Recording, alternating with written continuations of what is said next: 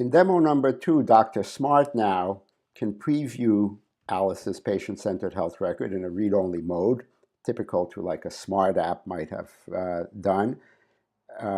And he can also work directly in Alice's patient-centered health record. In the previous demo, we've logged out and closed the tabs that Alice was using. So now we're going to open up a session from Dr. Smart's perspective. He signs in to his EHR, of course, and he sees on his patient list 2 different items related to Alice. One of them is her name and date of birth, which if he clicks, is basically going to show him a read-only summary of what's going on with Alice. When he clicks medication list, which I just did, Dr. Smart's EHR is going to log him in with single sign-on into Alice's patient-centered health record.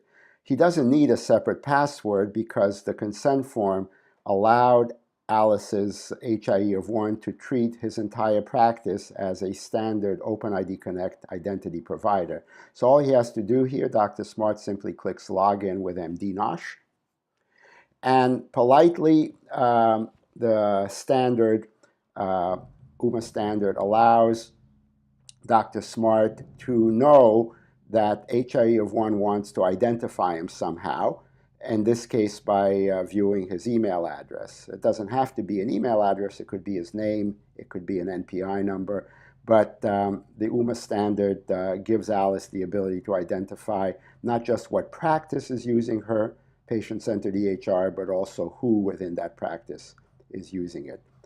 So he clicks Allow, and at this point,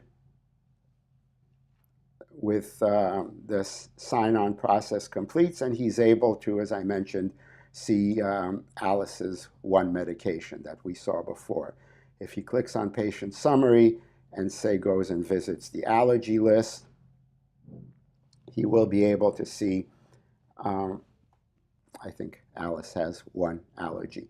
And so this is the pattern, like I say, a read-only pattern where one EHR is acting like a viewport into another EHR. That other EHR of Alice's patient-centered health record, and I'm going to click on this green button now and we'll see what happens. So again, Dr. Smart is presented with a login. He says login with MD-NOSH. And now what you're seeing is that Dr. Smart has moved to using Alice's patient-centered EHR directly.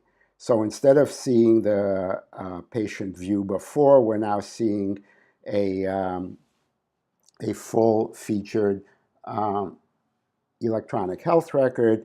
There's the medication, so Dr. Smart is going to, for instance, prescribe another medication. He's able to add, let's say, aspirin.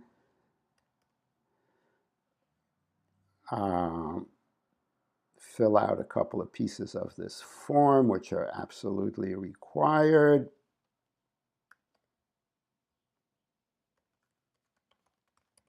And click Save. At this point, the medication has been added.